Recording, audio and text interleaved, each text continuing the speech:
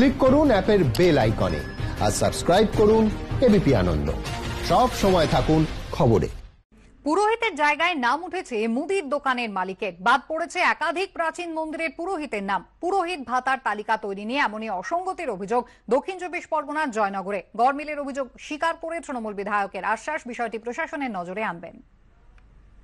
সনাতন ধর্মের যে ব্রাহ্মণরা দীর্ঘদিন পুজো করে আসে, কিন্তু তাদের কোনো রকম সাহায্য তারা কখনো পায়নি, এবং তাদের মধ্যে একটা শ্রেণী আছে খুব গরিব। 8,000-এর লিস্ট অলরেডি পেয়ে গেছি। আমরা মাসে 1,000 টাকা করে তাদের সাহায্য করব। গত মাসে মুখ্যমন্ত্রী ঘোষণা করেছেন দরিদ্র সনাতনী যে ব্রাহ্মণরা পুজো করেন তাদের অক্টোবর মাস থেকে 1,000 টাকা করে মাসিক ভাতা দেবে রাজ্য সরকার। কিন্তু ঘূর্ণিঝড়ের ক্ষতিপূরণের মতো পুরোহিত ভাতার তালিকা নিয়েও অভিযোগ উঠল অসঙ্গতির। অভিযোগ, তালিকায় পুরোহিতের জায়গায় উঠেছে মুদির দোকানের মালিকের নামও। স্থানীয় সূত্রে খবর, দক্ষিণ চব্বিশ পরগনার জয়নগর মজিলপুর পুর এলাকায় ভাতা দেওয়ার জন্য তৈরি হয়েছে পুরোহিতদের নামের তালিকা। সেই তালিকা নিয়েই উঠেছে অসঙ্গতির অভিযোগ। আমরা 14-15 পুরুষ এই পুরুষ করছি, দাক্ষিণাত্য বৈদিক। আমরা জয়নগর পুরোহিত এখন নাম আমি পাইনি, এখন বেরোয়নি আমার নামে, আমি জমা দিয়েছিলাম, বেরোয়নি। আমার জায়গায় শুনেছি আরেকজনের নাম চলে এসেছে সেই মন্দিরে, জয়চন্ডী মন্দির, যেখানে পূজা করি আমি দীর্ঘদিন 34 বছর। তার নাম হচ্ছে মলয় চক্রবর্তী, তার একটা মুদিখানার দোকান আছে, সে পূজার সময় যুক্ত নয়। দীর্ঘ 15-16 বছর ধরে পূজা আচ্ছা করছি। আমি সংস্কৃত কলেজে একজন পৌরোহিত্য সার্টিফিকেট প্রাপ্ত ব্রাহ্মণ। আর যে ব্রাহ্মণের যে বেকার ভাতা যেটা দেওয়া হচ্ছে, ব্রাহ্মণ ভাতা, তাতে আমি ভাতা পাইনি।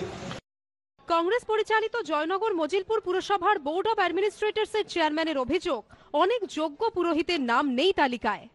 পুরোহিত ভাতার বিষয়ে কোনো নির্দেশ পৌরসভা স্তরে আসেনি, এসডিও লেভেল, ডিএম লেভেল কোনো রকম নির্দেশ আমাদেরকে দেয়নি। তারপর হঠাৎ করে গতকাল একটা প্রেস হয়েছে ডিআইসি থেকে, সকলেই জানে যে পুরোহিত ভাতার একটা তালিকা প্রকাশ হয়েছে, জয়নগর মজিলপুরের জন্য প্রকাশ হয়েছে। বংশ পরম্পরায় যারা পুরোহিত তাদেরকে বাদ দিয়ে তৃণমূলের এক ক্যাডারের নাম দেওয়া হয়েছে। গড়মিলের অভিযোগ স্বীকার করে নিয়েছেন জয়নগরের তৃণমূল বিধায়ক। যে লিস্টটা গতকাল আমরা দেখেছি, এই লিস্টটা সঠিক লিস্ট হয়নি। কারা এই লিস্টটা বানিয়েছে তারা কিন্তু সঠিক পর্যবেক্ষণ করে এই লিস্টটা বানায়নি। এই লিস্টের মধ্যে অনেকটা ভুল আছে, আমরা চেষ্টা করছি এই লিস্টটা রেকটিফাই করা। পুরোহিত ভাতা দেওয়ার সরকারি সিদ্ধান্তকে চ্যালেঞ্জ করে ইতিমধ্যেই হাইকোর্টে মামলা হয়েছে। এবার তালিকায় অসঙ্গতির অভিযোগ দক্ষিণ চব্বিশ পরগনায়। সুকান্ত দাসের রিপোর্ট, এবিপি আনন্দ, দক্ষিণ চব্বিশ পরগনা।